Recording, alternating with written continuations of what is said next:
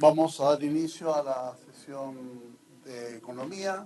En nombre de Dios y de la patria se inicia la sesión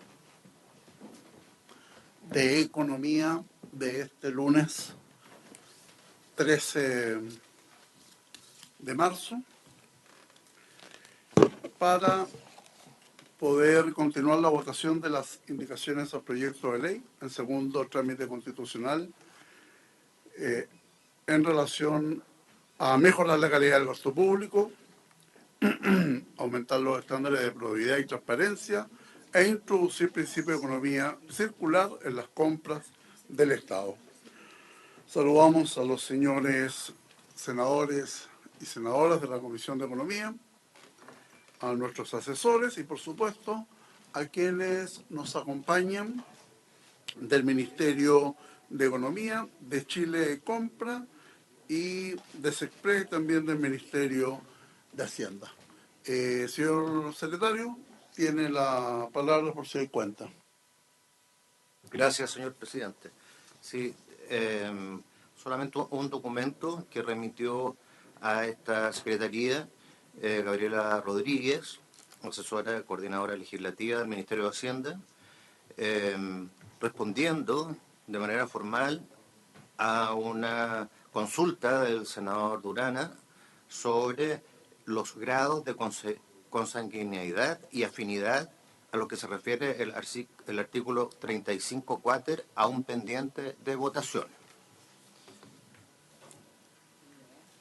Eso, presidente. Vamos a hacer entrega de copias, algunas copias que tenemos, pero también está disponible en comisiones sin papel. En relación a la cuenta, ¿se ofrece la palabra?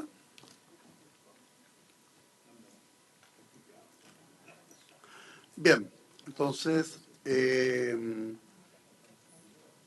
acuerdo a lo que ya habíamos fijado en la sesión anterior, le pido al secretario de la comisión que nos pueda indicar lo que vamos a ver en esta sesión de comisión, de acuerdo a lo que nos ha entregado el Ejecutivo. En esta sesión, el Ejecutivo propone abordar todas las materias relativas al Tribunal de Contratación Pública, lo cual se encuentra en el comparado en las páginas 108 y siguiente y comprende las indicaciones 56 a 82. Se trata del capítulo quinto, 108. Yo estoy como... El capítulo quinto, que se llama del Tribunal de Contratación Pública. También Gabriela remitió una minuta con los aspectos más relevantes de las modificaciones a esta materia, así como el trabajo que realizaron con la mesa de asesores sobre las indicaciones presentadas al respecto. Y lo otro, presidente y señores senadores, es que lo que propone el Ejecutivo es que, de ser posible, también ver en esta sesión el capítulo siguiente, que se refiere a la Dirección de Compras y Contratación Pública, particularmente nuevas facultades de este organismo. Ok, entonces se ofrece la palabra al Ejecutivo para posteriormente entrar en particular a la discusión.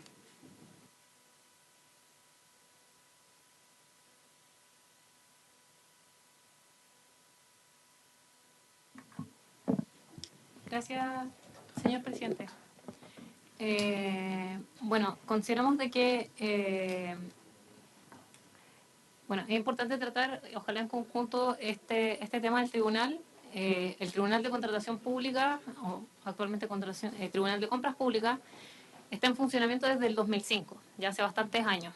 Es una judicatura especializada, como ustedes saben, que ve temas de contratación administrativa y conoce todos aquellos litigios que puedan ocurrir entre la aprobación de las bases de la respectiva licitación y su adjudicación, ambos inclusive.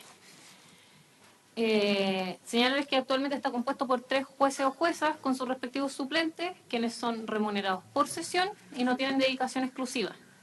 Su procedimiento es breve y sumario, con una escasa regulación en la ley y principalmente se alimenta de la remisión que hace al Código de Procedimiento Civil y al Código Orgánico de Tribunales. Asimismo, cabe señalar como tema relevante del funcionamiento del tribunal actualmente que Chile Compra tiene la obligación de proveer la infraestructura, el apoyo técnico, recursos humanos y materiales, lo cual se ha considerado que afecta gravemente a la independencia del tribunal, dado que Chile Compras, como podrán entender por el volumen de las contrataciones, es uno de los principales demandados. Además, tendríamos que señalar en este contexto de la necesidad de modernizar el tribunal, que ha visto un sustancial aumento de las causas que se están tramitando ante él. Es por ello que distintos actores de la academia, que incluso expusieron en periodos legislativos anteriores, han señalado que existe una importancia en modernizarlo y en darle más independencia. Las indicaciones del Ejecutivo fueron trabajadas en detalle en conjunto con los y las asesoras. En general podríamos decir que se tomaron en consideración algunas peticiones de los jueces, la opinión también del profesor Juan Carlos Ferrada, que nos acompañó en algún momento aquí en la comisión. El Contralor General también realizó algunas observaciones. Y bueno, también, como les decía, con los y las asesoras hicimos un trabajo en detalle tratando de abordar casi todas las normas una por una para llegar a consenso respecto de qué es lo que requería este tribunal tanto para modernizar el estatuto de los jueces como en el procedimiento. A grandes rasgos les puedo contar como las mejoras que trae este proyecto de ley, a pesar de que las vamos a revisar en detalle, pero que estará integrado ahora por 6 jueces o juezas titulares y 2 suplentes. Serán nombradas, se mantiene el sistema de nombramiento, sin embargo ahora hay una intervención de un concurso público llevado a cabo por el Consejo de Alta Dirección Pública.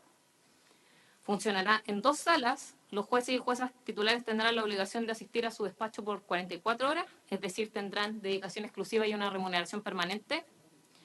Además, agregamos normas de inhabilidad y prohibiciones que son exclusivas para los jueces de este tribunal. En lo que es procedimiento, intentamos perfeccionar el procedimiento agregando elementos esenciales para el debido proceso, como son la conciliación, la apelación, incidentes, entre otros, y además tratamos de, que quizás vimos en el proyecto que había problemas de cómo se insertaba la acción de nulidad, también tratamos de perfeccionar cómo se iba a tramitar esto ante el tribunal. También mencionar de que se regula la suspensión como una medida precautoria con varios elementos. En la ley actual solo está mencionado a modo genérico. Nosotros igual les hicimos llegar una minuta en que había un comparado entre la ley vigente y lo que propone el proyecto de ley. Uno de los elementos, por ejemplo, la suspensión es apenas dos líneas y ahora va a regular una suspensión que puede decretar el tribunal en cualquier etapa y dando cuenta de que esta es una medida precautoria que puede ser muy importante tanto para el demandante como en los efectos que puede tener sobre la administración. Y tratamos de reflejar eso en el texto. La conciliación es obligatoria, se establece la notificación electrónica para darle mayor dinamismo y en general señalar de que hay varias disposiciones de temas que quizás son muy procedimentales, pero que tienen como objetivo hacer un proceso dinámico, expedito, pero siempre pensando en que se resguarde el debido proceso. Eso a modo general. Gracias. Muy bien. ¿Algún comentario de las señoras y señores senadores? Carmen Gloria. No, yo solo decir que siempre que lo perfecto es lo enemigo de lo bueno, en mi opinión, porque en este contexto nosotros aspirábamos a quizás más de lo que lo pudimos lograr, pero ya lo que logramos es muy bueno.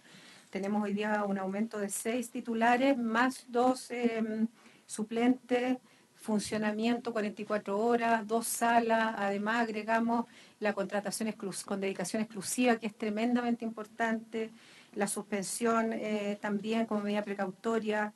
O sea, prácticamente se estableció la notificación electrónica, que no era un punto menor, que va con los tiempos, ¿no? Y entonces la verdad es que yo estoy muy agradecida de todos, de quienes participaron en esto, tanto el gobierno anterior, que nos escuchó para abrirse a la discusión sobre cambios en este proyecto sustanciales, sobre todo este tema, como también a este gobierno que hizo suyo, digamos, las discusiones anteriores y se hicieron cargo y generaron la admisibilidad de todo lo que nosotros habíamos propuesto, que igual se agradece, y también el aporte que hicieron los jueces, también que hicieron lo propio, ¿cierto?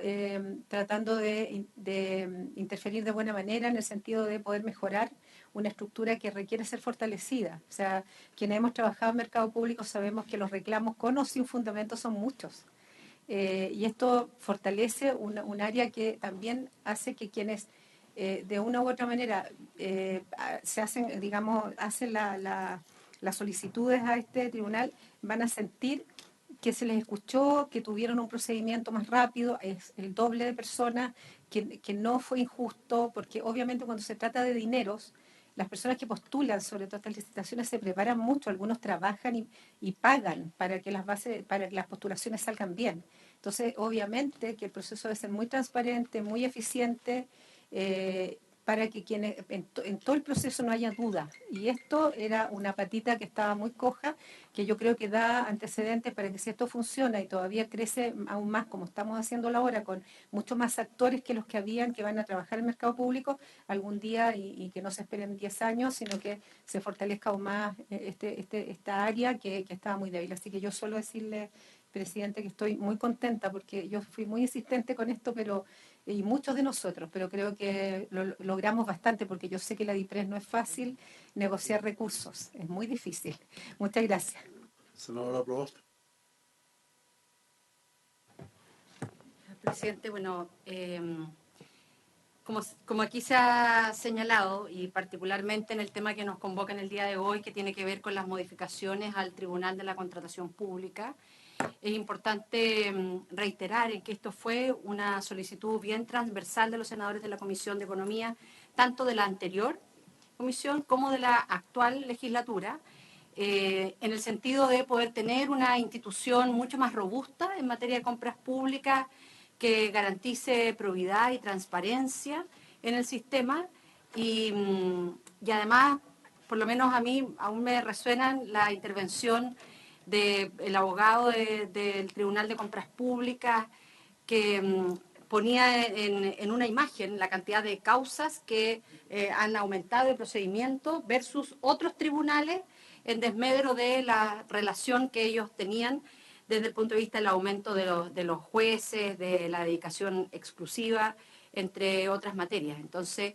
a mí me parece que nos hemos demorado casi un año en un tema en donde ya había un acuerdo en la administración anterior para que se aumentara el número de jueces de 6 titulares, 2 suplentes, de que tuviésemos 2 salas. Estoy incluso leyendo los apuntes que me heredó el senador Pizarro, que fue parte de la legislatura anterior de esta comisión, antes de este gobierno.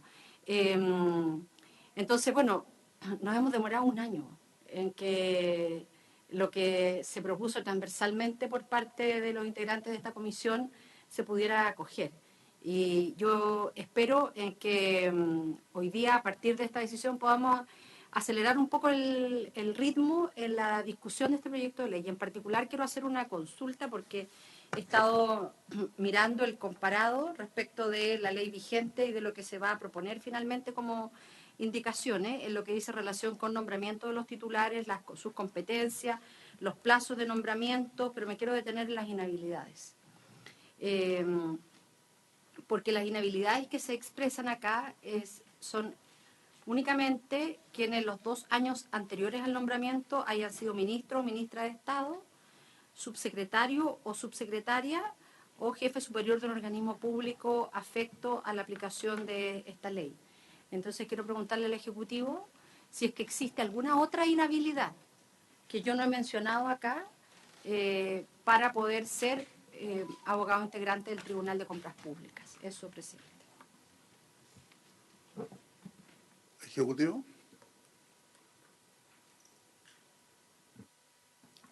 Sí, señor presidente, por su intermedio, me gustaría que Carola de las Express nos ayudara con la respuesta, dado que nos apoyó en esta parte del proyecto y lo conoce bien. Ok, se ofrece la palabra, Carola. Muchas gracias, señor presidente, por su intermedio. Respondiendo a la pregunta de la senadora Proboste, en el artículo 22 sexies, además se hacen aplicables las prohibiciones e inhabilidades del Código Orgánico de Tribunales a los jueces titulares y suplentes. Así que son esas. Y además los jueces, a los suplentes, también tienen unas prohibiciones especiales. No, ellos como pueden ejercer la abogacía, habría que diferenciar que a ellos no se le aplican determinadas inhabilidades. Artículo 22 ¿Podría sexies. explicar mejor lo último que comentó?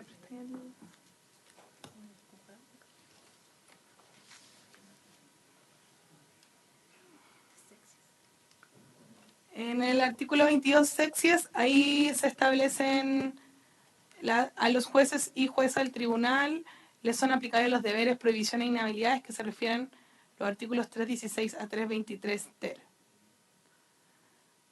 Y luego se hace la diferencia en el inciso tercero, sin perjuicio de lo expuesto en el inciso anterior, se entenderá que el juez o la jueza, titular o suplente, según corresponda, estará inhabilitado cuando. Y ahí se establecen las causales de inhabilitación.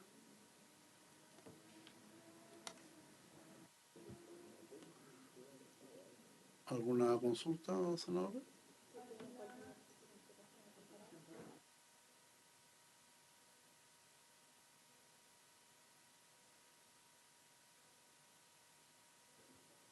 Esto tenemos que ratificarlo todavía. Sí, por supuesto.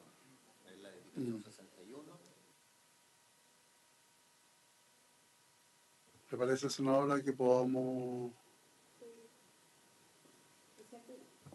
Yo, en términos generales, no tengo ninguna objeción, salvo un tema que me parece que en el esfuerzo que estamos haciendo también del reconocimiento de las personas mayores y todo, constituye una discriminación inaceptable colocar el límite de la edad.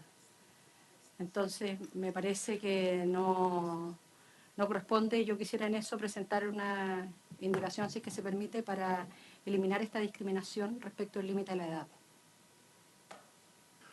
Ok, tomemos la decisión cuando nos corresponda ver ese punto, porque tendríamos que hacer una presentación, una apertura de indicación, si es que finalmente lo... O lo hacemos con modificaciones. Ahora, me imagino que la limitación de la edad va de la mano con lo que hoy día se está generando en los conservadores, en los ministros de Corte Suprema.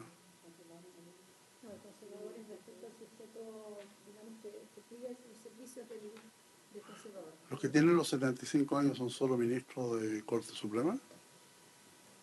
De tribunales superiores, sí.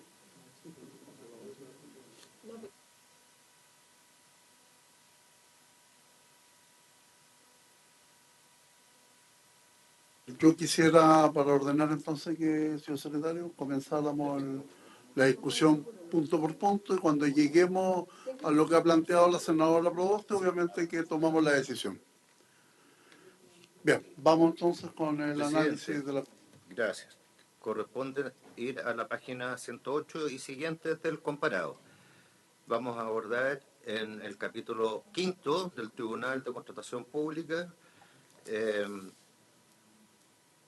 indicaciones formuladas por el presidente de la República y algunas también por senadores y senadoras. La primera es la número 56 del presidente de la República para reemplazar el artículo 22 por el siguiente. Artículo 22. Créase un tribunal denominado Tribunal de Contratación Pública que tendrá su asiento en Santiago. El Tribunal de Contratación Pública es un órgano jurisdiccional especial que fallará conforme a derecho y estará sometido a la superintendencia directiva, correccional y económica de la Corte Suprema de conformidad con lo establecido en el artículo 82 de la Constitución Política de la República. Este artículo es más acotado porque en la indicación siguiente del Ejecutivo propone aprobar artículos 22 bis a octies, donde van desarrollando las materias que adelantó Gabriela.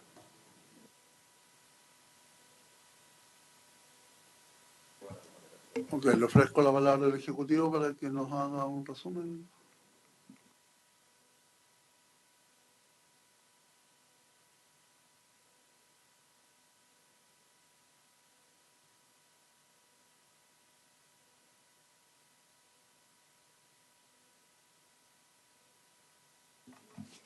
Gracias, señor presidente. Bueno, señalar que como está en la minuta que les enviamos, este artículo lo que hacemos es mantener el inciso primero y noveno del artículo 22 vigente. Uno es de que el tribunal tiene asiento en Santiago y el siguiente es que es un tribunal de derecho que está bajo la Superintendencia Directiva Correccional y Económica de la Corte Suprema. El resto de elementos que podrían conformar este artículo se fueron algunos incorporando en los artículos siguientes o bien fueron reemplazados con esta idea de modernizar el tribunal. Ok, ¿consultas?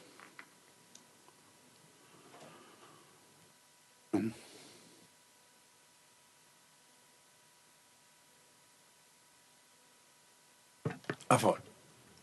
Senadora Aravena, A favor. presidente, A favor. unanimidad 4-0. Presidente, después vienen las indicaciones 57, sí, de los honorables senadores señora Carvajal y señores Elizalde y Pizarro, para sustituir la expresión 3x6.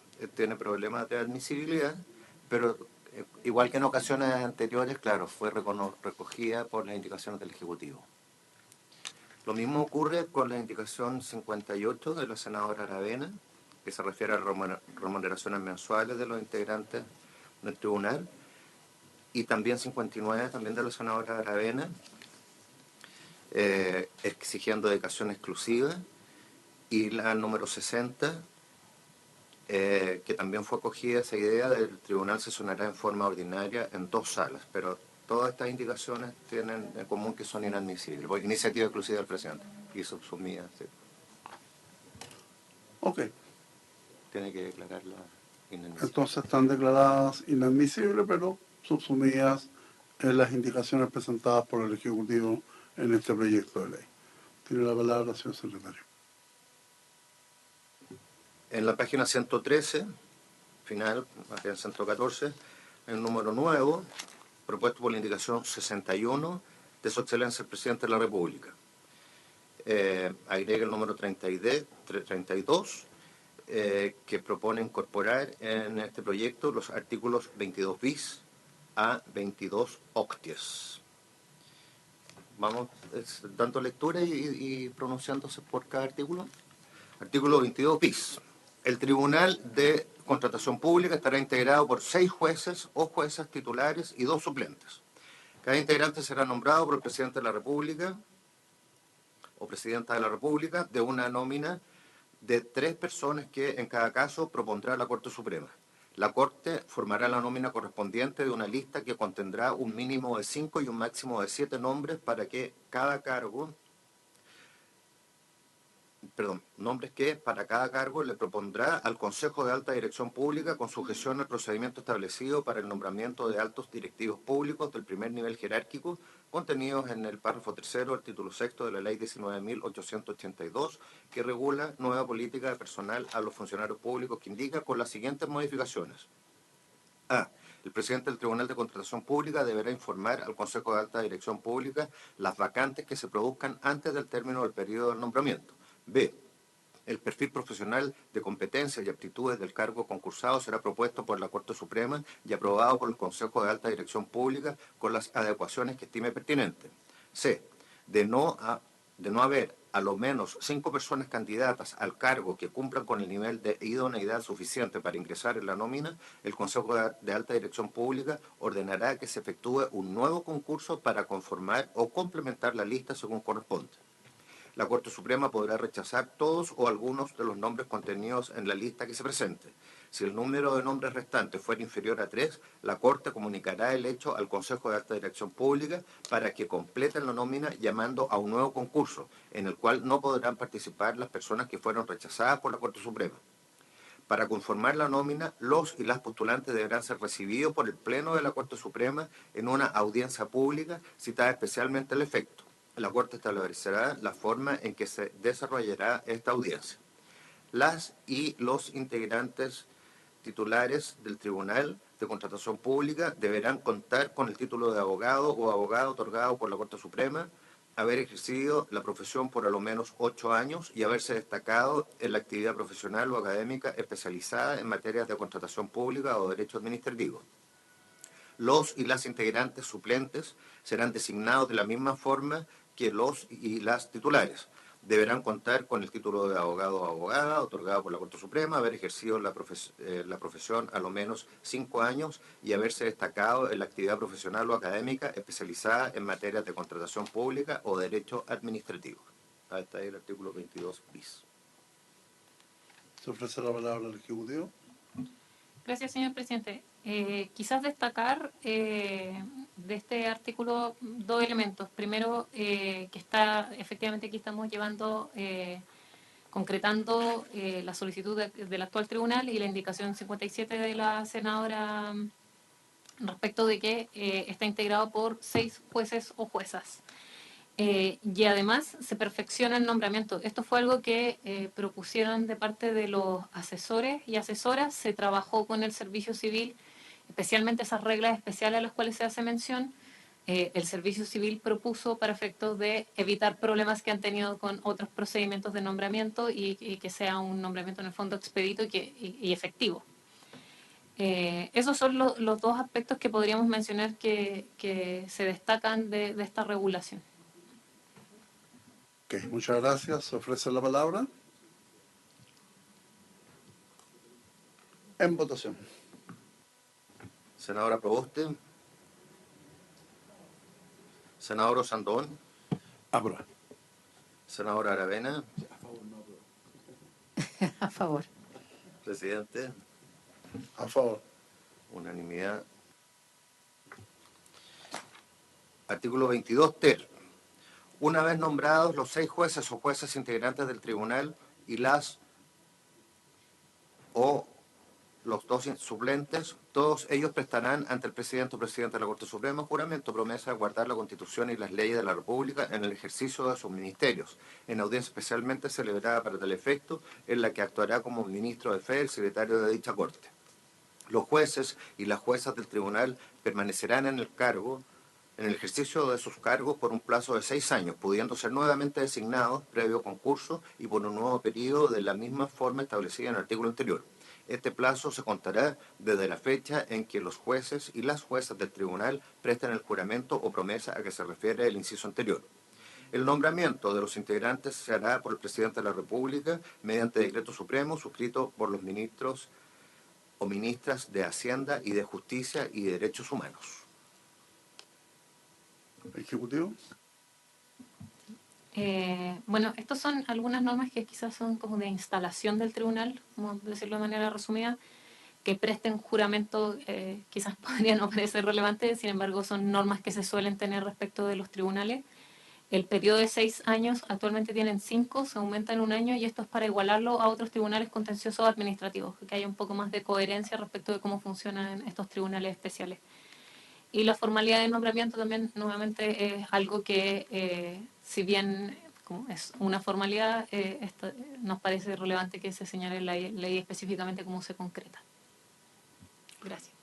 Se ofrece la palabra. En votación. Senadora Proboste. Senador Osandón. A favor. Senadora Aravena. A favor. Presidente. A favor. Senadora Proboste. Unanimidad 4 por 0. Señor secretario. Unanimidad 4 por 0. Siguiente, artículo 22, cuáter. No podrá ser elegido juez o jueza titular o suplente quien en los 2 años anteriores a su nombramiento se haya desempeñado como ministro o ministra de Estado, subsecretario o subsecretaria y o jefatura superior de un organismo público afecto a la aplicación de la presente ley. El cargo de juez o jueza titular del Tribunal de Contratación Pública será de jornada completa, con dedicación exclusiva e incompatible con todo otro empleo, cargo, función o comisión, remunerada o no, que se ejerza en entidades privadas o públicas, sean estas últimas fiscales, municipales, fiscales autónomas o semifiscales, en empresas del Estado o en las que ésta tenga participación por aportes de capital. Asimismo, será incompatible con todo cargo de elección popular. Se exceptúan de estas incompatibilidades los empleos docentes hasta un límite máximo de 12 horas semanales. Sin embargo, no se considerarán labores docentes las que correspondan a la dirección superior de una entidad académica, respecto de las cuales regirá la incompatibilidad a que se refiere esta norma. En todo caso, los jueces y las juezas deberán prolongar su jornada para compensar el tiempo que haya restado a su trabajo con ocasión del desempeño de actividades compatibles. Los jueces y juezas suplentes no tendrán dedicación exclusiva.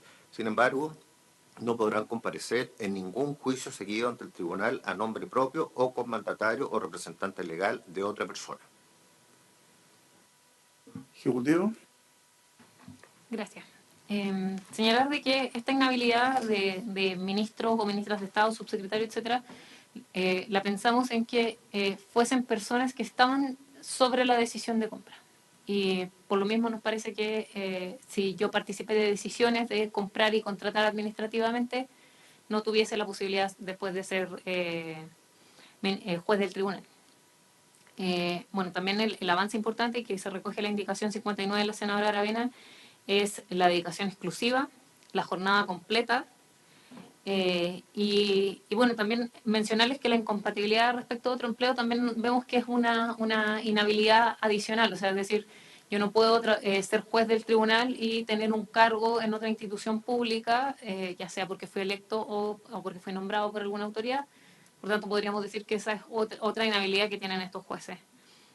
La precisión respecto a los jueces suplentes que no tienen dedicación exclusiva es porque ellos son llamados para cuando se tiene que ejercer la suplencia. Gracias, señor presidente. Se ofrece la palabra. En votación. Senadora Proboste. Senador Sandón. A favor. Senadora Aravena. Voy a votar a favor, solo decir que me parece que era tan importante el tema de la inhabilidad para ejercer cualquier otro cargo, porque es tan delicado el tema de compras públicas.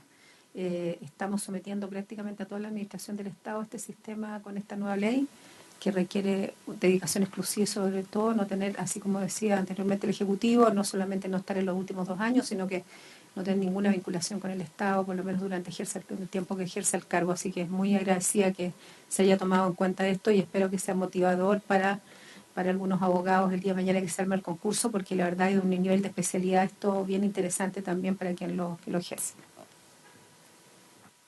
Presidente. A favor. Aprobado 4-0. Siguiente artículo. Artículo 22, quinquias. La remuneración mensual de los y las integrantes titulares del tribunal será la suma equivalente a la remuneración bruta mensualizada de carácter permanente de la renta del grado sexto del escalafón superior del Poder Judicial. Los y las integrantes suplentes, en su caso, recibirán la suma equivalente a un 30avo de la renta del grado 4 correspondiente a ministros de Corte de Apelaciones por cada sesión a la que asistan.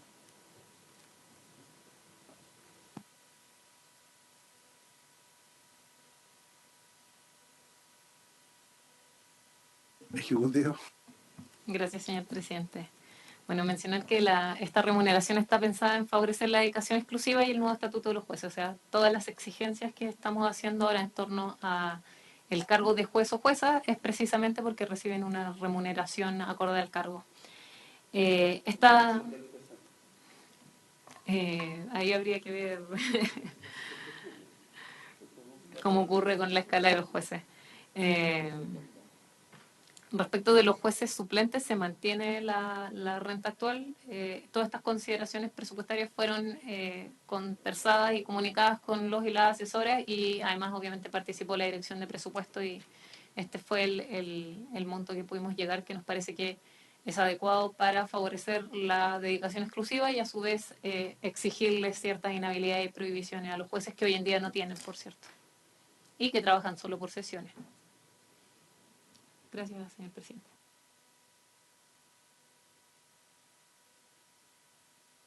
De la presidenta. Perdón, senadora Proboste. Presidente, yo quiero seguir planteando mi preocupación, que tiene que ver con lo que a mi juicio constituye una discriminación el colocar el techo etario. Mi pregunta es respecto de los suplentes, porque si uno utilizara como espejo lo que ocurre, por ejemplo, en la Corte Suprema, en donde tenemos, en las Cortes, donde tenemos abogados integrantes, esos abogados integrantes no están afectos a los límites de la edad. Entonces, me gustaría hacer esta consulta bien en concreto para la historia fidedigna de la ley. No, porque en la Se ofrece la palabra al Ejecutivo.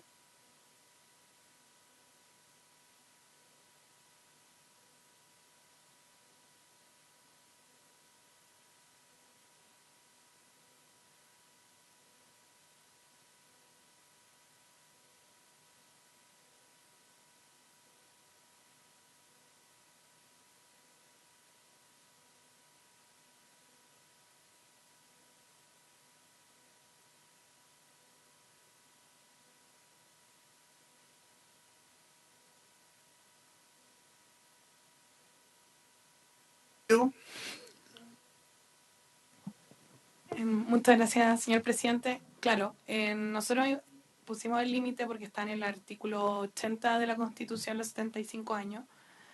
Y claro, de la redacción de la norma no se aprecia con claridad si se aplica a los jueces suplentes, pero la intención sería que también aplicara, entiendo. Sí. ¿Quedar expreso?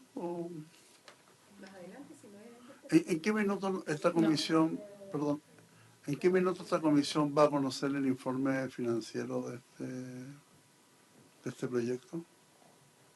Está ya. ¿Y cuánto es el monto que se tiene estipulado? La remuneración, y después, claro, podríamos... El monto es aproximadamente 6.300.000 de remuneración por cada juez. Sí, bruto. 6.300.000. Este equivale a un juez de asiento de corte. Sí, grado 6, que es el juez de asiento de corte. Y bueno, también está pensado. Entonces va a tener la misma aplicación de un abogado, o mejor dicho, un suplente, va a tener No. la misma... Sí. Pero un grado mayor. Es un poco menor. Sí, grado cuarto. Grado 4. Grado 4 dividido 30. Claro, pero el ministro titular es grado 6. Es otro. Mayor remuneración el titular. O sea, fija. A ver, utilicemos los micrófonos. Me gustaría, si nos pudiese ver bien, cuánto es el suplente y cuánto es el titular. Sí, como le señalaba, el suplente, el titular son 6.300.000 aproximadamente mensual. ¿Homologado a un ministro de corte? No, es homologado a un juez de asiento de corte. Un juez civil. Sería, por ejemplo, juez de letras de San Miguel, por ejemplo. Donde haya una corte de apelaciones, efectivamente. Y el suplente tendría una remuneración de 240 aproximadamente por sesión, pero ellos tienen un tope de sesiones. Ellos no deberían percibir más que el juez titular. Y en relación a lo que consulta la senadora Proboste, esto del límite de la edad está en la Constitución. Sí, artículo 80, inciso segundo, señala que los jueces cesarán en sus funciones al cumplir los 75 años de edad. pero eso no está homologado para los suplentes. Es que son jueces suplentes. A diferencia de lo que ocurre con los abogados integrantes, aquí nuestra idea es que sí sean jueces. Por eso sería extensible la prohibición. ¿Se ofrece la palabra? Senadora Provost. Presidente, yo voy a mantener mi posición respecto de este tema, que personalmente me parece una discriminación inaceptable. De hecho, hoy día el mecanismo para elegir a los jueces del tribunal se incorpora un elemento adicional que es el concurso de la alta dirección pública, es decir, aquí hay un concurso que pasa por un riguroso tamiz respecto de las condiciones psicológicas, de sus habilidades técnicas, y por lo tanto me parece que frente a toda una lógica que hemos ido adoptando como sociedad, el de reconocimiento a las trayectorias de las personas mayores, es declararlas por un proyecto de ley en que no pueden ejercer esa función. Insisto, esto no son nombramientos a dedo, son concursos públicos y por lo tanto yo creo que perfectamente se puede incluir dentro de este proyecto una indicación que diga que no serán aplicables el inciso segundo del artículo 80 de la Constitución Política de la República. Yo al menos no estoy en condiciones de aprobar un artículo, y lo digo, no tengo ningún en esto conflicto de interés, yo no soy abogada, no puedo llegar nunca con la edad más allá de los 75 a integrar este tribunal, pero me parece que es un tema de principios. Así como no aceptaría yo que se discriminara a alguien porque tiene menos edad, tampoco puedo aceptar que se discrimine a alguien que tiene más edad. Eso, presidente. Quisiera pedirle al Ejecutivo que, de acuerdo a lo que ha planteado la senadora Proboste, pueda conversar con el Ministerio y por lo menos dejaría este artículo pendiente.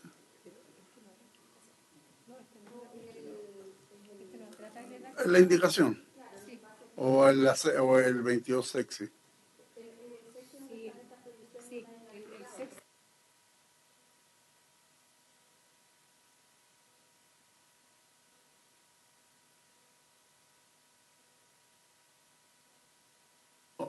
Lo que yo entiendo es que si no pasan a ser la categoría de jueces los suplentes, que van a tener que enfrentar todo este proceso, ellos podrían tener esa facilidad, es lo que entiendo. A ver, para explicarme mejor. Hoy día los que van a asumir en la categoría de juez titular no tenemos nada más que hacer, porque eso sí habría que tener una modificación a la Constitución. Pero los suplentes que pasan también por el mismo riguroso proceso, a diferencia de los integrantes, abogados integrantes de Corte de Apelaciones y de Corte Suprema, estos van a tener que pasar por un proceso que es bastante exigente. A lo mejor, no sé si estoy interpretando bien lo que dice la senadora Proboste, en ese caso pudiese haber una mejora. No, Para aclararme solamente, entiendo que el artículo 22, quinquies tiene relación solo con temas de remuneraciones. Y el 22 sexis, en el primer párrafo, justamente se menciona a lo que a lo que se está planteando, que son las inhabilidades, y en ese contexto habla de jueces genérico, no dice jueces titulares y suplentes. Sería importante, quizás... Pasa que unos van a tener restricciones y los otros no. No, pues ahí estamos en problema. Ahí está el problema. No, el problema está más atrás. Libre y el, Que hay... No corresponde al intérprete Ya. de distinguir. No. Esa es una norma. Claro, y por lo tanto, como no a los dos. Claro, pero con el objetivo de resolver, yo voy a llamar a votación el artículo 22 quinque Sí. y después resolvemos el que continúa. En votación, el artículo 22 quinque. Senadora Proboste.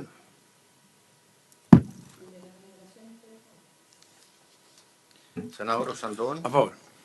Senadora Aravena. A favor. Presidente. A favor. Aprobado por unanimidad 4-0. Siguiente, el Artículo 22, sexies. A los jueces y las juezas del Tribunal de Contratación Pública les son aplicables los deberes, prohibiciones y inhabilidades a que se refieren los artículos 316 a 323.3 del párrafo 7 del título 10 del Código Orgánico de Tribunales. Serán aplicables a los jueces o juezas titulares y suplentes del Tribunal de Contratación Pública las causales de inhabilidad contempladas en los artículos 195 y 196 del Código Orgánico de Tribunales. Sin perjuicio dispuesto en el inciso anterior, se entenderá que el juez o jueza titular o suplente, según corresponda, estará inhabilitado cuando a. En una causa que deba conocer tenga intereses su cónyuge o sus parientes hasta el tercer grado de consanguinidad o segundo de afinidad, o personas que estén ligadas a esta, a las empresas o en las empresas o sociedades en las cuales estas mismas personas sean sus representantes legales, mandatarios, directores, gerentes o desempeñen otros cargos directivos, posean directamente o a través de otras personas naturales o jurídicas un porcentaje del capital de la sociedad superior al 10%, o que le permita elegir o hacer elegir uno o más de sus administradores o ejerzan una influencia decisiva en la administración o gestión de la sociedad, según lo dispuesto en el artículo 99 de la Ley 18.045 de Mercado de Valores. Y B. Haya asesorado, prestado servicios profesionales o representado judicial o extrajudicialmente a personas naturales o jurídicas que tengan la calidad de parte en un procedimiento ante el tribunal, en los 2 años anteriores a la fecha de ingreso de la demanda o medida prejudicial. Igualmente se producirá esta inhabilidad respecto de las personas naturales o jurídicas que hayan tenido la calidad de contraparte en las situaciones reguladas en el párrafo anterior. La causal invocada podrá ser recogida de inmediato por el juez o jueza afectada. En caso contrario, será fallada de plano por el tribunal con exclusión del juez o jueza implicada, aplicándose una multa a beneficio fiscal de hasta 20 unidades tributarias mensuales al incidentista si la implicancia, recusación o inhabilidad fuera desestimada por manifiesta falta de fundamento en forma unánime. Ok, se ofrece la palabra del Ejecutivo. Gracias, señor presidente. En este artículo se regula deberes, prohibiciones e inhabilidades de los jueces. Se remite a el artículo 195 respecto a causales de implicancia en el Código Orgánico de Tribunales, causales de recusación. Luego otras inhabilidades como la prohibición de ejercer abogacía, prohibición de aceptar compromisos, se debe resolver en breve plazo, no emitir juicio previo, comprar cosas litigiosas, comprar pertenencias mineras y otras prohibiciones generales que tienen los tribunales. Los jueces como regla general. Asimismo, se establecen algunas causales específicas de inhabilidad en cuanto a causas en que tengan interés cónyuges y parientes y haber prestado o haber representado una de las partes. Es decir, estas ya son inhabilidades que podrían darse respecto a una causa en particular que pudiesen estar conociendo y ellos deberán inhabilitarse de conocerlas.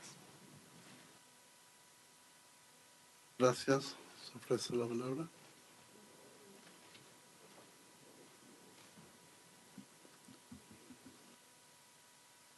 Bien, votación. Presidente, a mí me parece que esto constituye un avance respecto de lo que hemos estado planteando, que es aumentar la transparencia en el sistema y el conjunto de inhabilidades que dice en relación con inhabilitarse en casos y de prohibiciones específicas que van en la dirección que a mí me parece que es correcta.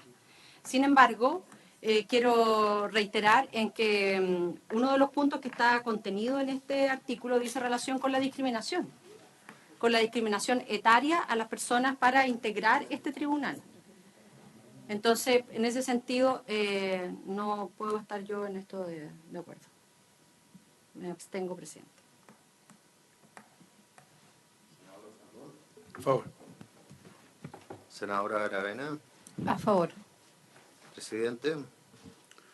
Voy a votar a favor, independiente que concuerdo que al menos los abogados suplentes o jueces suplentes no debiesen tener la discriminación, pero voy a votar a favor. 3 a favor por una abstención.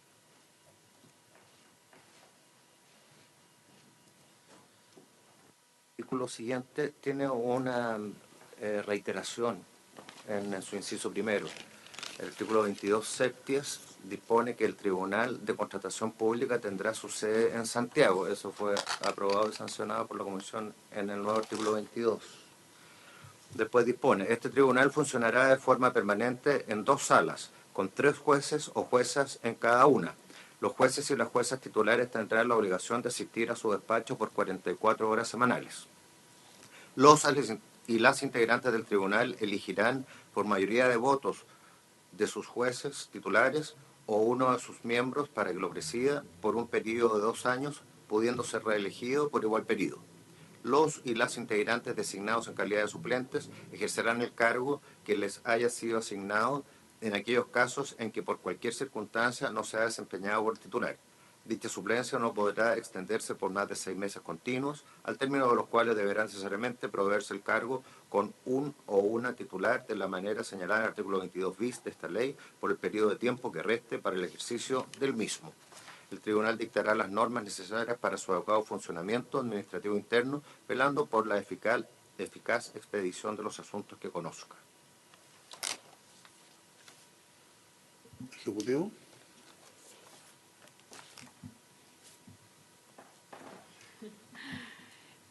Gracias, señor presidente. Bueno, efectivamente se reitera que tiene su sede en Santiago, que funciona de forma permanente en 2 salas con 3 jueces cada uno. Esto recoge la indicación número 60 de la senadora Aravena. Tienen la obligación de desempeñarse por 44 horas. Esto nuevamente va asociado a que ahora tienen dedicación exclusiva, son funcionarios del tribunal, por decirlo de alguna manera más coloquial. También algunos temas de cómo funcionan. Eligen un presidente por 2 años que puede renovarse y los suplentes ejercen el cargo cuando el titular no puede desempeñarlo. Esta suplencia no puede durar más de 6 meses, dado en esas circunstancias tienen que nombrar un juez titular. Esto también son reglas que generalmente son transversales en todos los tribunales. Y algo importante que consideramos, porque actualmente la ley no está así, es que el tribunal puede dictar sus propias normas para el adecuado funcionamiento administrativo. Algo que requiere cualquier tribunal, ¿cierto? Como tener cierto control de su personal y cómo quiere funcionar administrativamente. Eso, señor presidente. Gracias. ¿Se ofrece la palabra? Senadora Proboste. No, presidente, que leyendo este artículo y el siguiente, y otros anteriores también, llama la atención que en un gobierno que se define como un gobierno feminista, los lenguajes constituyen realidad. Entonces, ¿por qué siempre se utiliza siempre los jueces y las juezas, los y las integrantes? ¿Por qué no puede ser las y los? Y de hecho todo el texto recorre con una visión bastante patriarcal del texto. Eso, presidente.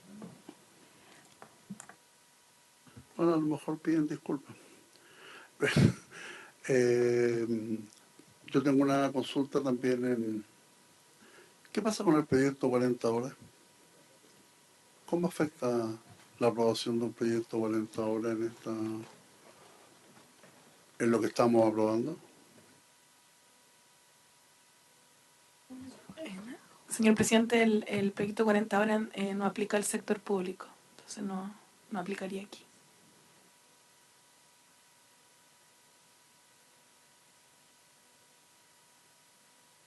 ¿Consultas? En votación.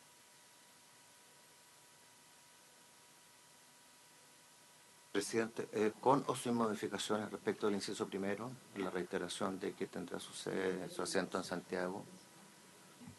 Señor presidente, y para responder a la senadora Proboste, nuestra intención fue, al contrario, visibilizar el rol de juezas y por eso incluirle expresamente el orden de primero masculino y luego femenino. Fue una definición de redacción y la idea fue replicar ese método de redacción para que fuera más fácil de leer, pero en ningún caso fue priorizar por género, sino todo lo contrario, dar visibilidad a las juezas y las funcionarias. Que de hecho no hay juezas.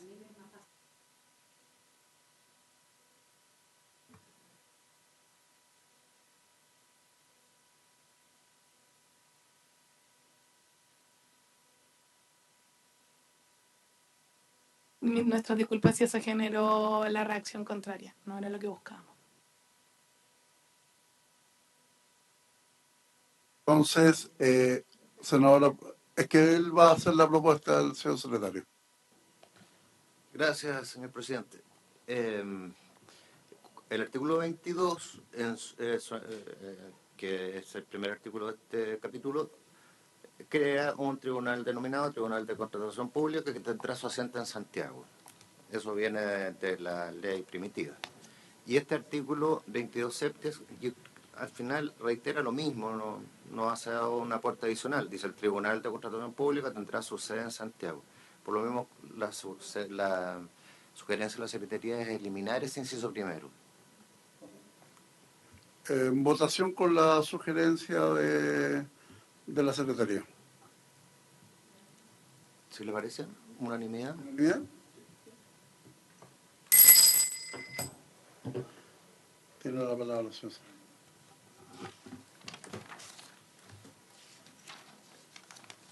Artículo 22, octies. Los jueces y las juezas del tribunal cesarán en sus funciones por las siguientes causas. A. Término del periodo legal de su designación. B. Renuncia voluntaria. C. Haber cumplido los 75 años de edad. D. Remoción acordada por la Corte Suprema en los términos que señala el número 3 del artículo 332 del Código Orgánico de Tribunales. E. Incapacidad sobreviniente. Se entiende por tal la que impide al juez o jueza ejercer el cargo por un periodo de 6 meses consecutivos en un año. Las medidas de las letras D y E serán efectivas por la Corte Suprema a petición del presidente o presidenta del tribunal o de 2 de sus miembros, sin perjuicio de las facultades disciplinarias de dicha Corte. Si la cesación en el cargo se produjere como consecuencia de las causales señaladas en las letras B, C, D y E, y faltaren más de 180 días para el término del periodo de quien origine la vacancia, el reemplazante será elegido conforme al procedimiento señalado en el artículo 22 bis de esta ley, manteniéndose en el cargo por el tiempo que reste el periodo. Si en el mismo caso señalado faltaren menos de 180 días para el término del periodo, el reemplazo correspondiente al juez o jueza suplente de mayor antigüedad por el tiempo que restare del periodo. En el resto de los casos se aplicarán las reglas señaladas en el artículo 22 septies de esta ley. Ejecutivo. Sí, bueno, no tendríamos mucho más que señalar que este regula las causales de cese de los jueces. En general tratamos de mantener cierta coherencia como están regulados otros tribunales contenciosos administrativos. De ahí tomamos de referencia las normas que actualmente presentamos. Gracias, señor presidente. ¿Se ofrece la palabra? Yo tengo una consulta.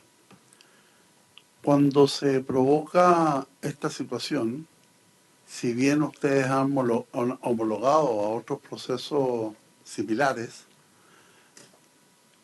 en este caso en particular nosotros tenemos jueces suplentes que han pasado por un exigente proceso de selección de alta dirección pública. Entonces, mi pregunta es, si esto se produce, porque tengo claro que si está dentro de los 180 días va a ser uno de los jueces suplentes, el de mayor antigüedad. Pero si han tenido, que es muy distinto a un abogado integrante en la Corte de Apelaciones o en la Corte Suprema, aquí estamos hablando de personas que pasaron por este proceso de selección.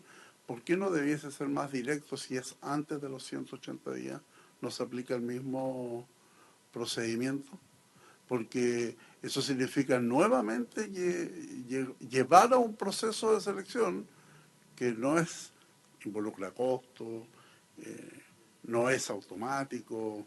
Entonces hay una serie de situaciones que creo que sería mucho más fácil, porque no estamos hablando de abogados integrantes que elige la Corte hace la terna y elige el ministerio. Estamos hablando de personas que pasaron por un proceso de selección exactamente igual, así lo entiendo, que quien es juez o titular.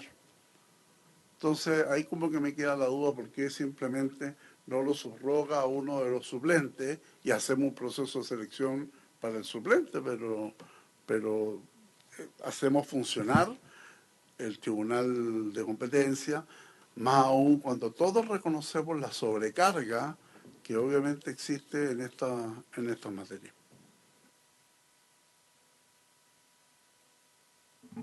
Por su intermedio, señor presidente, ya aprobamos una norma. La idea del proyecto de ley es que los suplentes no se transformen en permanentes, y por eso que está la prohibición de que solo pueden ejercer 6 meses en el cargo. Y hay una pequeña diferencia en cuanto a requisitos.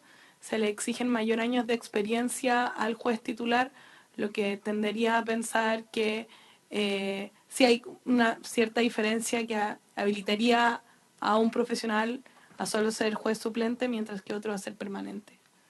En eso radica la diferencia. Ok, entiendo, pero se produce una discriminación también en esa materia. En votación, señor presidente. ¿Aprobó usted? No, presidente, consistente con mis votaciones anteriores, me abstengo toda vez que en este artículo, la letra C, se vuelve a insistir en esta discriminación a las personas que cumplen 75 años de edad. Tal como usted lo dijo, presidente, acá pasan por un proceso que es riguroso del sistema de alta dirección pública, por lo tanto es una afectación sin duda a un derecho que está también contemplado en nuestra Carta Fundamental, como es el derecho a la libertad de trabajo. Entonces, yo me abstengo para ser consistente con mi votación anterior. A favor. Quiero solo aclarar un punto antes de mi votación. Esta es una consulta. Todos los requisitos para cualquier juez, no solamente este es 75, ¿cierto? O sea, distinto es que efectivamente cumplan más años al interior del cargo si tenían 74 cuando ingresaron.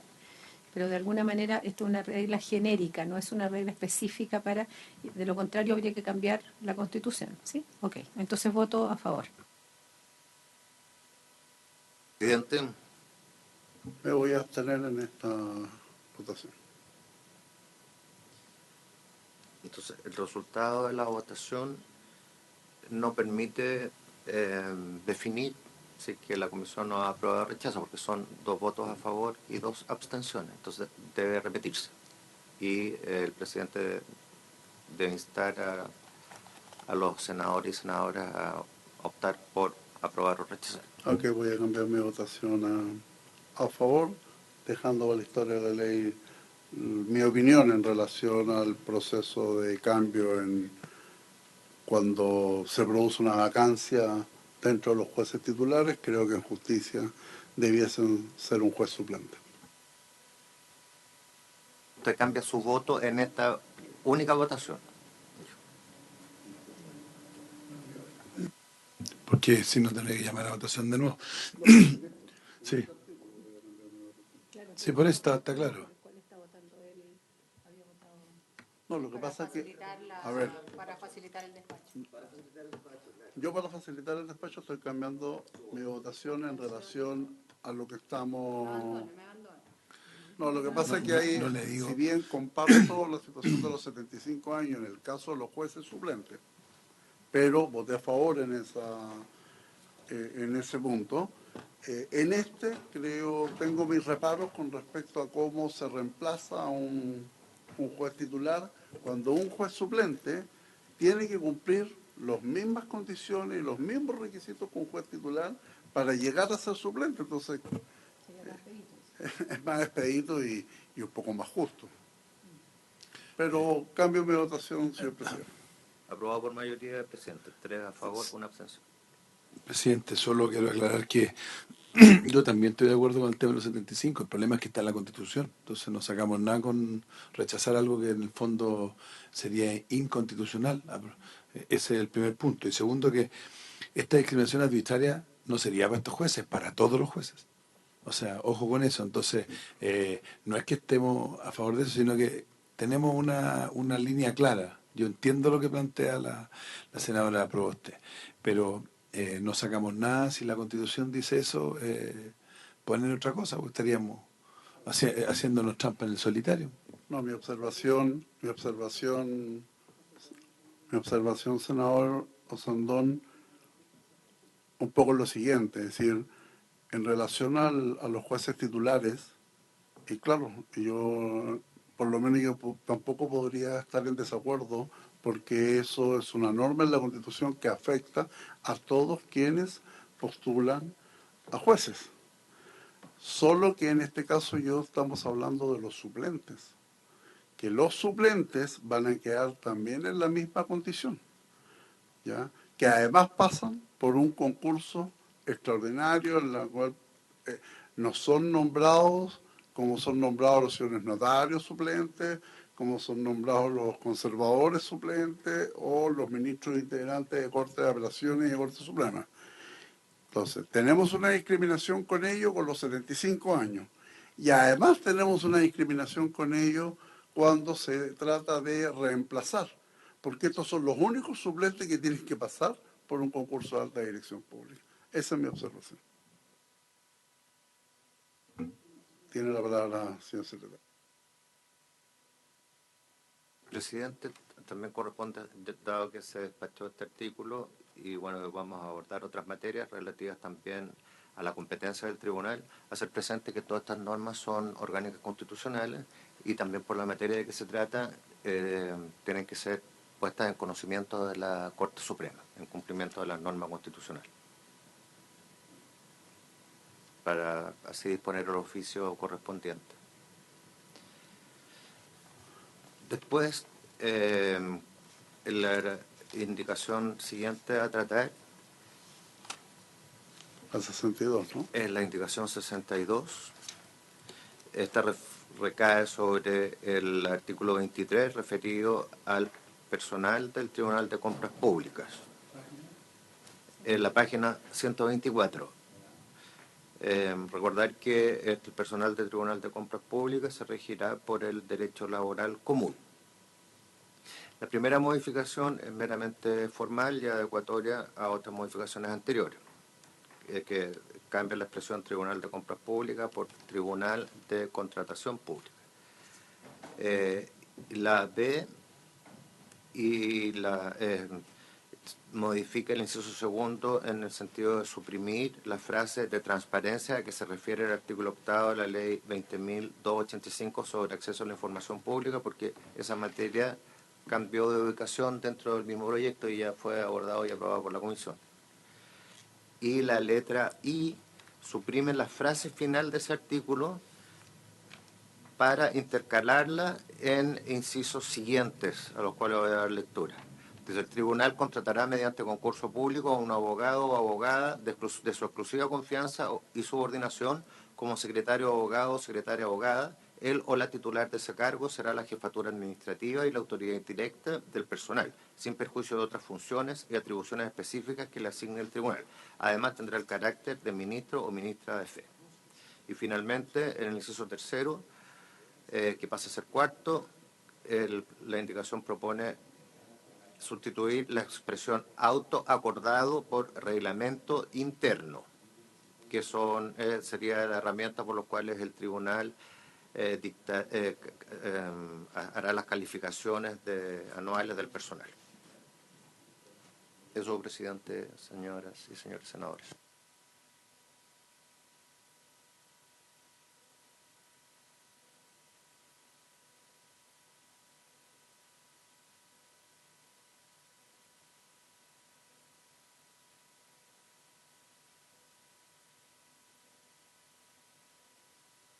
Sí, es verdad, está eliminado y claro, después no... Es que el punto C, en el fondo, hace esta referencia y lo transforma en un inciso separado, así lo entiende la Secretaría. Mismos términos. Senador. No, presidente, a propósito de su consulta anterior respecto de las 40 horas, porque precisamente en este artículo se señala en que el Tribunal de Compras Públicas o el Tribunal de Contratación Pública se va a regir por el Código del Trabajo. Entonces, ahí difiere de la respuesta que le dieron a usted anteriormente, porque al al estar establecido así, y lo dice el artículo 23, el personal se rige por el Código del Trabajo, sí tiene efectos la discusión de las 40 horas. Y sí tiene efectos respecto de lo que hemos aprobado recientemente en estableciendo estas 44 horas. Pero además tiene relación con la respuesta que a usted se le ha dado, digamos. Senadora Carmen Gloria. Estoy tratando de pensar que si bien el proyecto o sea, bien la observación de la senadora, porque efectivamente nos aclara un punto, no es tema administrativo público, sino que es Código del Trabajo. Pero en ese contexto, dado que el código hoy día son 44 horas, no podemos anticiparnos en este proyecto de ley a algo que todavía no está resuelto, independiente de la opinión que cada uno tenga respecto al proyecto en sí mismo. Entonces, me parece súper buena la aclaración, porque la verdad es que yo no me acordaba que era Código del Trabajo. Pero sí es un tema, porque no podemos poner 40 horas nosotros e instalar eso si no sabemos si el Código del Trabajo se va a aprobar o no con 40 horas. Esa es como una observación que yo hago, porque entiendo que ustedes me pueden sacar de duda, porque son el Ministerio de Economía, que esto se está viendo con diferencias respecto al retail que respecto de la micro y pequeña empresa, principalmente la micro. Entonces a mí me gustaría, yo sé que no es el tema de ahora, pero ya que abrimos el tema sería bueno aclararlo también. Si van a haber, por ejemplo, transitorios que impliquen tiempos para la adecuación de la microempresa de 5 años. Entonces, todas esas cosas pueden cambiar el escenario. Gracias, senadora Carmen Gloria Lorena. Sí, solo tiene razón usted. Espero que este proyecto salga primero que el de las 40 horas, porque si no vamos a tener que revisarlo de atrás. Ejecutivo, con respecto a este punto.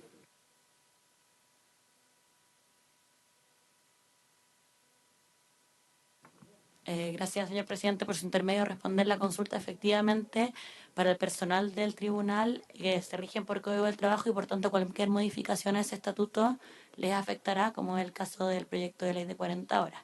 Coincidimos también con el comentario de la senadora Aravena, que eso cada uno avanza en paralelo, pero efectivamente va a tener el efecto.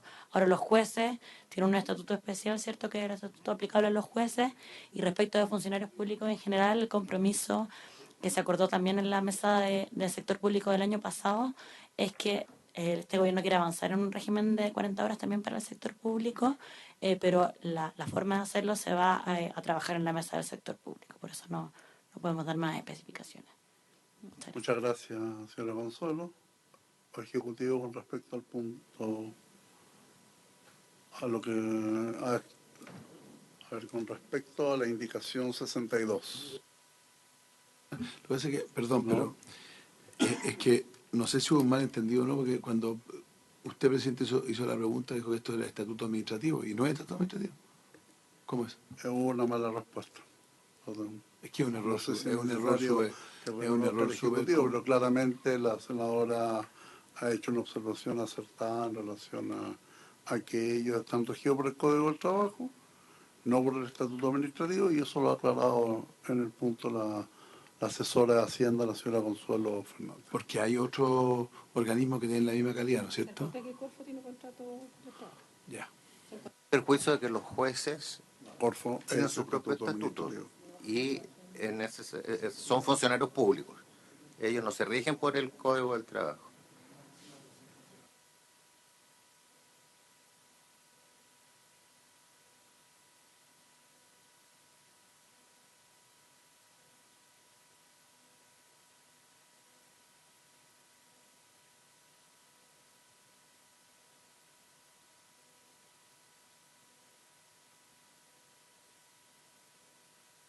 Artículo 62, perdón, indicación 62, opinión del Ejecutivo.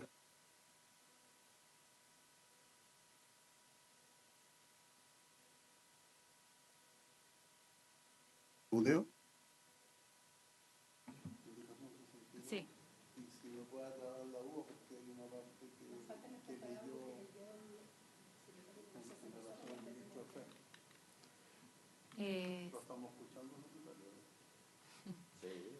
Sí, bueno, señalarles de que, bueno, efectivamente como señaló el señor secretario, la primera indicación, en la 62 letra A, es hace referencia que cambia Tribunal de Compras Públicas por Tribunal de Contratación Pública, algo formal del proyecto. La indicación B, el primer ordinal se refiere a... Suprimen la frase de transparencia que se refiere el artículo 8 de la ley de transparencia, porque la ley de transparencia es una obligación de los organismos públicos, no del personal. Esta norma se refiere al personal que trabaja en el tribunal y ellos no son los obligados, sino los organismos públicos son los obligados en ley de transparencia. Luego suprimimos la frase respecto de el abogado que cumple la función de ministro de fe y secretario, pero sin embargo se agrega una nueva redacción recogiendo principalmente los mismos elementos como inciso tercero nuevo. Era para efectos de orden y también señalar que fuera coherente con el resto del lenguaje.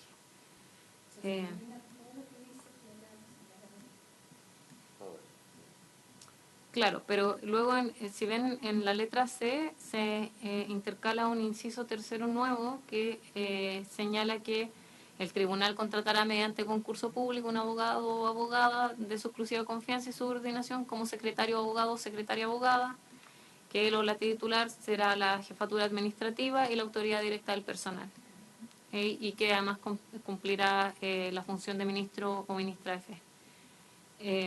Y luego, en la letra D, se refiere a... se cambia la expresión autoacordado por reglamento interno, porque los autoacordados los dicta la Corte, y en este caso un tribunal.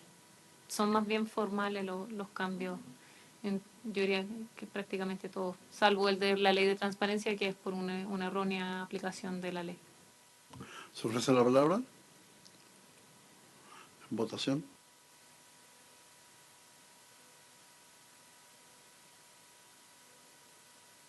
Favor. A favor. Presidente. A favor. Mayoría, 3 a favor, 1 abstención. Ahí entonces terminamos con estos nuevos artículos 22 de bis a octies.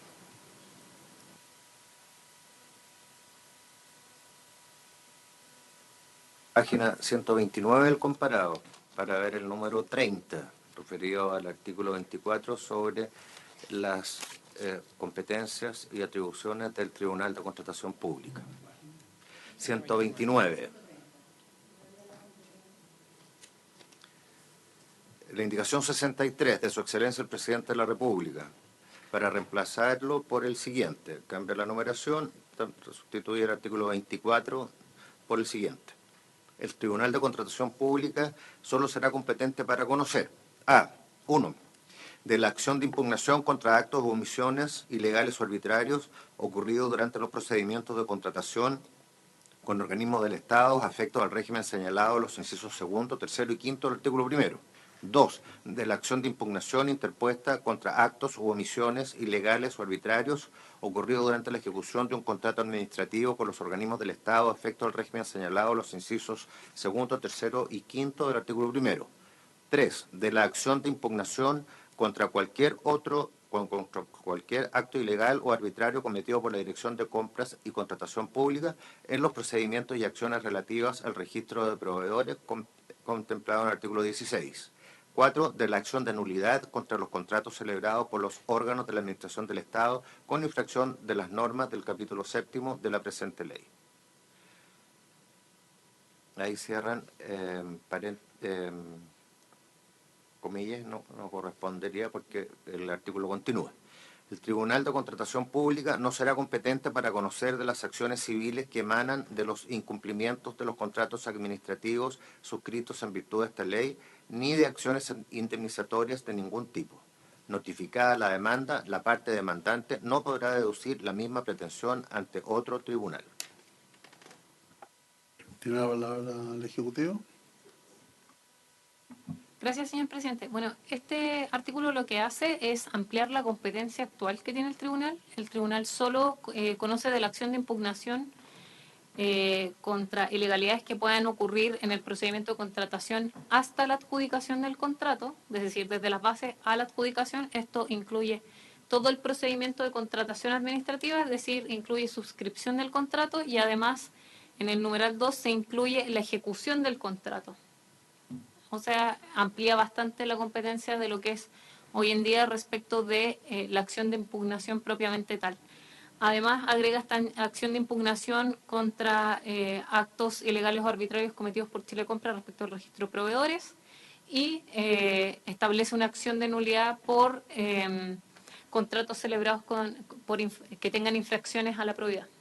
Esto señalar de que si bien eliminamos una de las acciones que consideraba el proyecto aprobado en general, fue latamente conversado con los y las asesoras en el sentido de que esto establecía un procedimiento bastante inorgánico en que Chile Compra era una especie como de fiscal nacional de las compras que demandaba a otro organismo, lo cual no es totalmente inusual y no se condice con la condición que tiene como organismo que realiza compras para el Estado. Por tanto, luego de una larga discusión consideramos que lo mejor era eliminarlo y mantener y robustecer el procedimiento respecto de estas 4 acciones que sí son propias de un tribunal y que vienen a fortalecer los derechos de quienes quieran reclamar.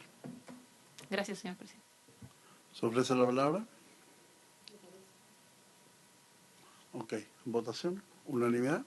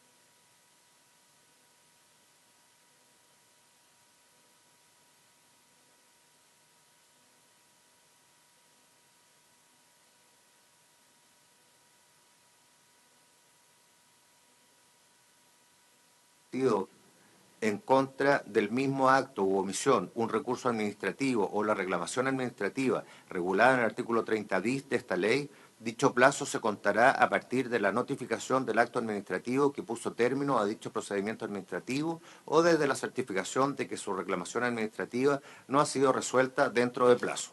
Con todo, la acción de nulidad no podrá ejercerse después de 2 años contados desde que se produjo el vicio del que se reclama. La demanda deberá contener la exposición clara y determinada de las acciones u omisiones que constituyen el fundamento de su acción, las ilegalidades o arbitrariedades o vicios que se denuncian, los actos administrativos que infringirían la presente ley, si los hubiere, la identificación de las normas legales o reglamentarias que le sirven de sustento y las peticiones concretas que se someten al conocimiento del tribunal. En el evento que la demanda no cumpla con los requisitos exigidos en el inciso anterior, el tribunal dará un plazo de 5 días hábiles para que la parte demandante subsane dichas omisiones.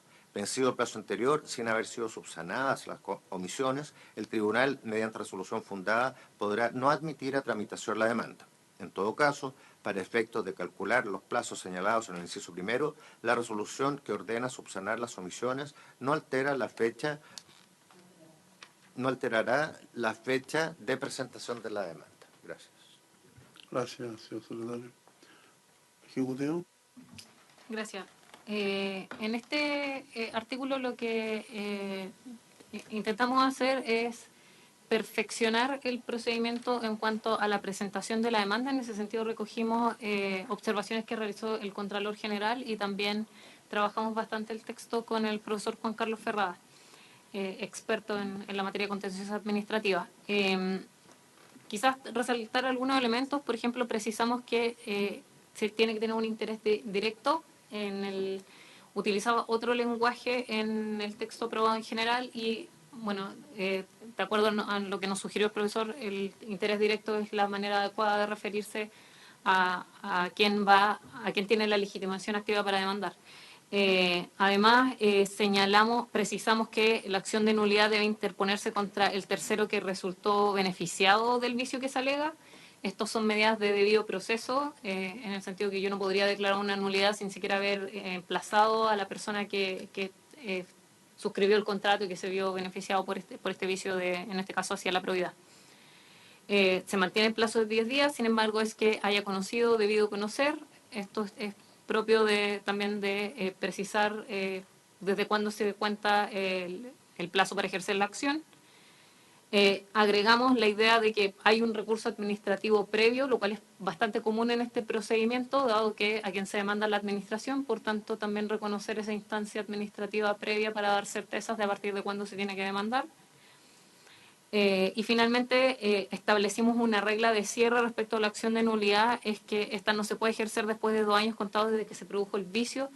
Lo asimilamos a la invalidación administrativa, que es la regla que existe de manera general en nuestro ordenamiento jurídico, en cuanto a que después de 2 años los actos administrativos quedan firmes. Esto es por certeza jurídica y dado la entidad de quien está en el fondo actuando en la vida jurídica. Esas son las precisiones que le podría decir. Bueno, además que regula el contenido de la demanda, también siendo un poco más precisa a lo que el tribunal regula actualmente. La ley regula actualmente, perdón. Gracias. Gracias. ¿Ofrece la palabra? En votación.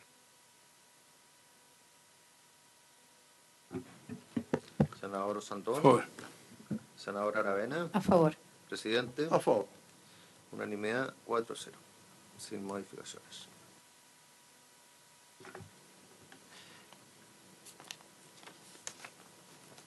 Luego está la indicación 65 de los honorables senadores señora Carvajal y señores Elizalde y Pizarro. También sustituyen el artículo 24 ter. No sé si damos lectura, que es la misma materia. Sí, y en este caso no tiene problema de admisibilidad porque se refiere solamente a procedimiento. Está subsumido, sí. Está subsumido, por lo principales tanto... Así es, pues. Aprobada con modificaciones en los términos de la indicación anterior. Eso Perfecto.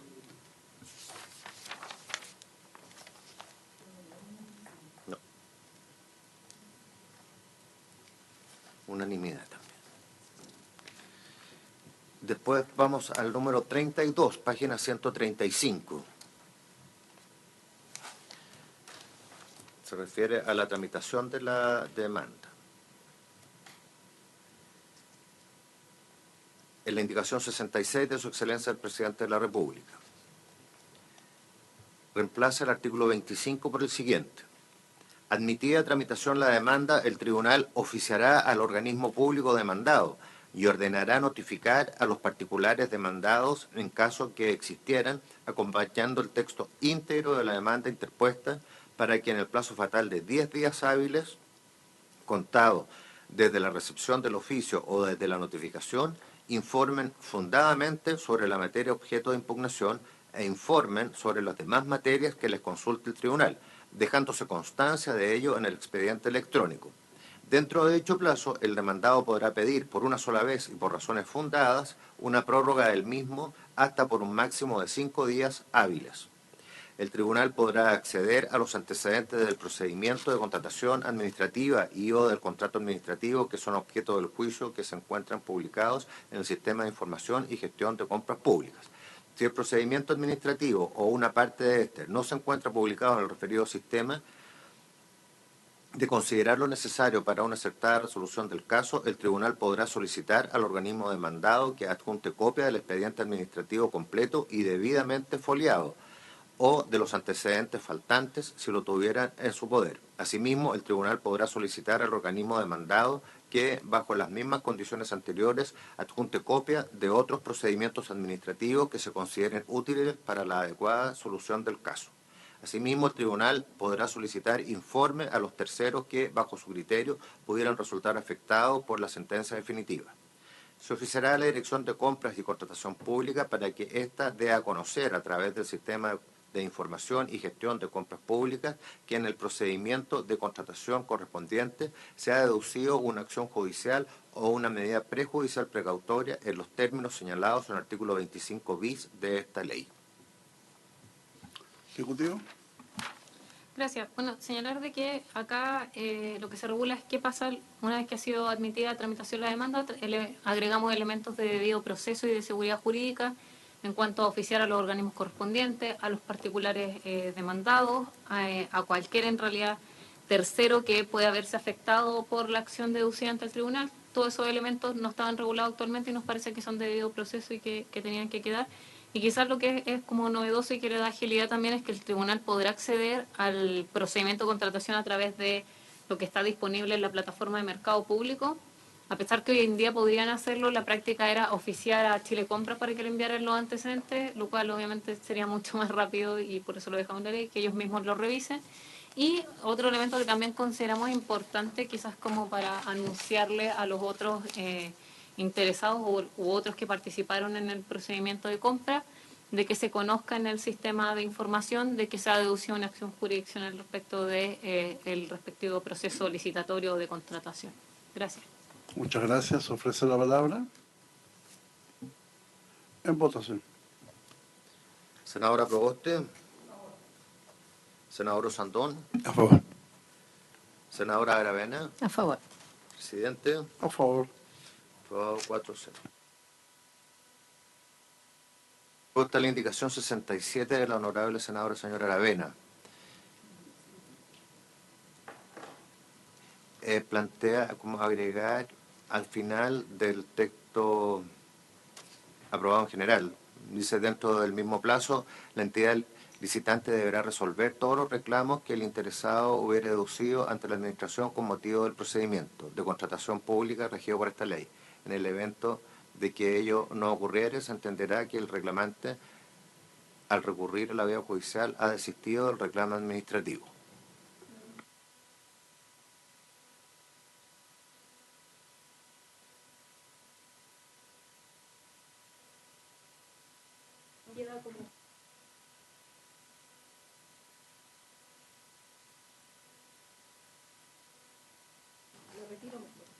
Lo voy a retirar. Ok, se retira la indicación 67.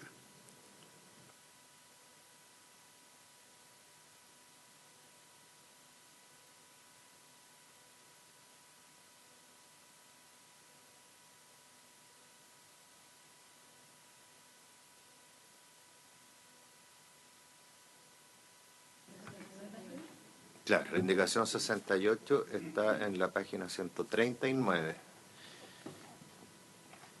Está referida al artículo 25 bis propuesto.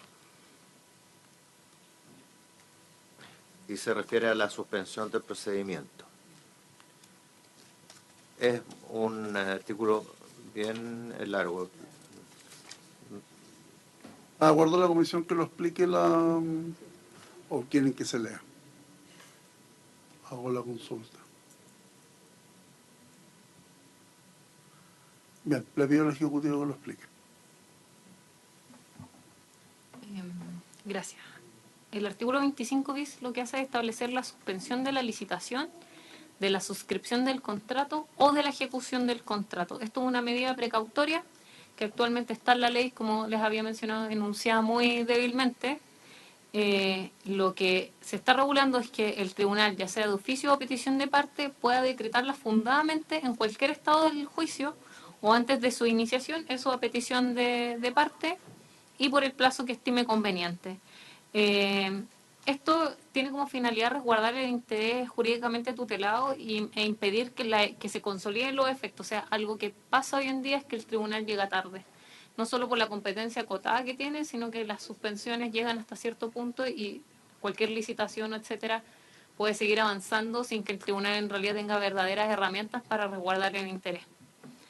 La parte demandada tiene que cumplir ciertos requisitos, acompañar antecedentes que constituyan al menos una presunción grave de lo que se está reclamando y de los hechos denunciados. debe señalar, expresar al menos someramente la acción que interpondrá y sus fundamentos. Esto para evitar, ¿cierto?, que sea utilizado como una manera de retrasar una suspensión sin tener realmente un motivo fundado o una pretensión debidamente resguardada. Se solicitan en plazo de 5 días y de hacerlo, la parte podrá hacer y deberá demandar posteriormente. Si no lo hace, será responsable de todos los perjuicios que pueda generar su solicitud. Por tanto, tampoco queremos que se use de manera inadecuada por parte de los demandantes.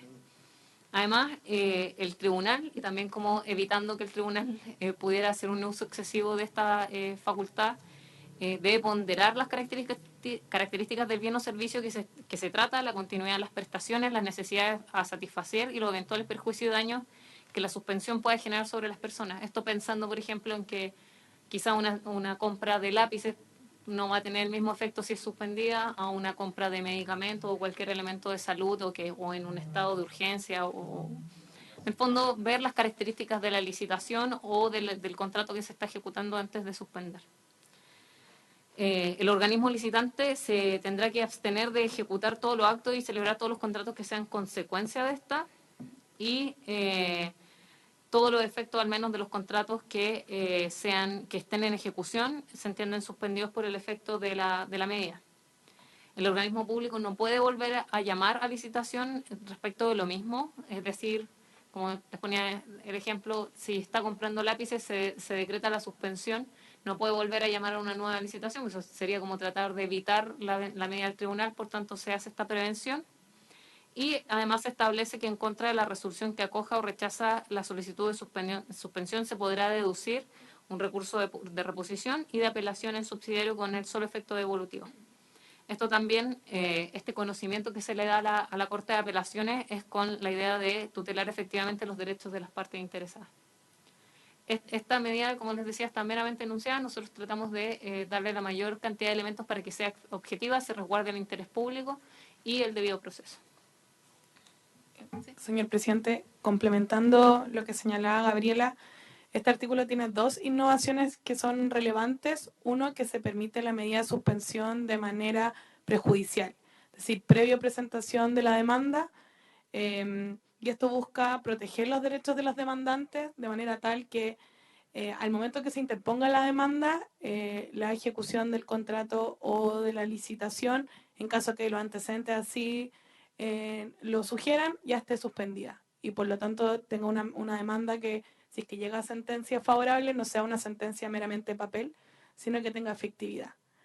Eso por un lado. Y en segundo, al regular más detalladamente aún el procedimiento de suspensión, lo que se pretende también es que el tribunal haga un mayor uso de la medida de suspensión. Hoy día la doctrina critica mucho el bajo número de suspensiones que decreta el tribunal, y muchas veces es un desincentivo para demandar ante el tribunal, y creemos que muchas veces son las mismas partes que participaron de la licitación las que están en mejor posición para tomar conocimiento de ilegalidades, irregularidades, y por lo tanto hay que asegurarles que si demandan, su procedimiento va a tener un buen resultado y van a lograr obtener justicia y no solo una sentencia de papel.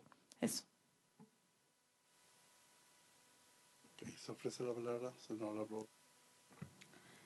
Presidente, mire, a mí me parece que este elemento que se introduce en el proyecto de ley es bien relevante, y particularmente la acotación que se hace por parte de la SECPRES, en el sentido en que incluso esto es antes de recurrir incluso a la justicia. Yo tengo una duda, pensando en un hecho bien real, esto es cómo conciliamos estos elementos con la necesidad, por ejemplo, para no ponerlo en un caso hipotético, quiero plantear un ejercicio que es real. Conocimos a finales de este año en que más de 25.000 niños que requerían tratamientos o diagnósticos que estaban en la lista de espera por esta medida, finalmente el Ministerio de Desarrollo Social decidió invalidar el proceso. Recordemos que estos son recursos que se aprueban año a año y uno no se explica por qué el Ministerio de Desarrollo Social espera hasta el final para hacer un fallido proceso licitatorio. Entonces, ¿cómo resguardamos el que la protección especializada a la niñez, a la adolescencia, que hoy día un organismo tiene que cautelar, que tiene una dependencia del Ministerio de Desarrollo Social, efectivamente se lleve adelante? Y tenemos el caso de esta frustrada licitación en donde se adjudicó a instituciones especializadas y finalmente se termina retrotrayendo esta decisión, pero dejamos en un espacio, en el limbo, atenciones que son importantes para niños que requieren estos tratamientos con urgencia.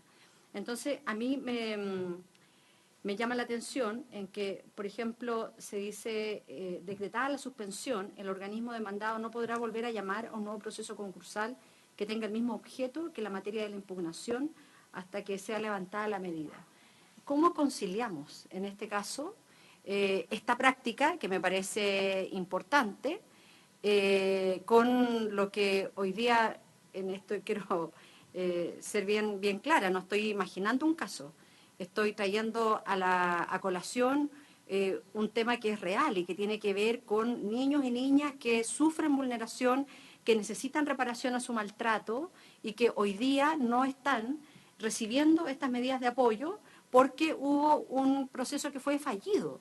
Es decir, cómo aquí incorporamos, no están incorporados en este proyecto, sanciones a quienes llevan adelante un fallido proceso administrativo. Quiero decir que al Ministerio de Desarrollo Social no le pasó absolutamente nada, más allá de anunciar un sumario administrativo que no sabemos cuánto demora, en cuánto tiempo va a ocurrir. Y mientras todo esto pasa, mientras incluso esta conversación ocurre, tenemos niños y niñas vulnerados por el Estado que siguen siendo revictimizados porque no hay acceso a tratamientos, porque hubo un proceso fallido de licitación.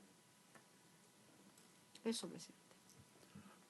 Yo quisiera, para que den una sola respuesta, dentro de los procesos o dentro de las responsabilidades de este Tribunal de Contratación Pública, para mí mi única preocupación es que creo que este es el primer, o esta es la indicación en donde a lo mejor también puede haber una consecuencia en la protección de las pymes. Porque si bien estaría normado hasta dónde participa la pyme, y hay una caución que deberá dejar la parte demandante para asegurar el debido proceso, pero usted comprenderá que en las competencias se van generando malas prácticas. O sea, ¿cómo en algún minuto estos procesos no son para entorpecer?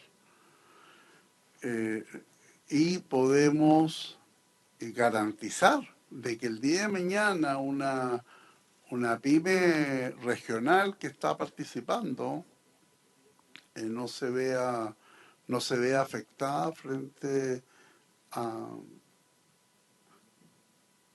estos procesos administrativos que muchas veces pueden producirse solo con el efecto de generar procesos de retraso y que terminen llevándonos a una contratación directa. ¿Me entiendes? Entonces, ¿cómo se salvaguarda? Un poco lo que ha manifestado el senador Proboste y lo que yo manifiesto también en la realidad que viven las pymes regionales o en esta innovación que supuestamente nosotros estamos haciendo para beneficiar nuestras pymes regionales, pero que el día de mañana, producto de esta situación que perfectamente se puede presentar porque pueden haber personas que solo con el ánimo de perjudicar el proceso provoquen este tipo de situaciones. No sé si se entiende. Le dejo la palabra al Ejecutivo, pero ¿sabe qué? O vea bien si responden ahora o podemos partir mañana, porque ya van a ser estamos en la hora.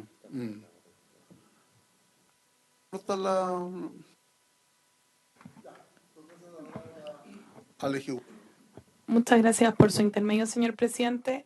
La atención que manifiesta tanto la senadora Proboste como usted respecto de los efectos nocivos que puede tener una errónea suspensión de una licitación son ciertos, y están en constante tensión con la medida de suspensión en sí. Por eso nosotros hemos decidido agregar a este artículo, y que son innovaciones que actualmente no están en la legislación, 2 reglas. En primero, el inciso que señala que para decretar la suspensión, el tribunal deberá ponderar las características del bien o servicio que trata, la continuidad de las prestaciones, las necesidades de satisfacer y los eventuales perjuicios y daños que la suspensión puede generar a las personas. Hoy no existe una regla similar para el tribunal y ese criterio queda al arbitrio de los jueces. Por lo tanto, estimamos que sin mermar la actividad jurisdiccional propiamente tal, estamos entregando criterios al tribunal para que determine exactamente lo que señala la senadora Proboste cuando la suspensión de una licitación o un contrato genera más efectos nocivos que beneficiarios. Y además, respecto de este cuestionamiento, incorporamos también como una medida para solicitar esto de manera prejudicial los mismos estándares que se exigen en las medidas prejudiciales en sede civil, que es acreditar que existe un humo de buen derecho. Es decir, que la persona que está solicitando la suspensión tiene un estándar de acreditación igual que se exige hoy en los tribunales civiles. Entonces entendemos que esas 2 medidas en conjunto funcionan para, en primer lugar, que la medida de suspensión sea decretada únicamente cuando existen antecedentes graves que así lo señalan, y en segundo lugar, que incluso existiendo esos antecedentes, cuando la medida puede ser muy perjudicial para determinados derechos, aquella medida no sea optada. Eso. En votación, si le parece, por unanimidad. Bien, habiéndose cumplido el objeto de esta comisión, se levanta.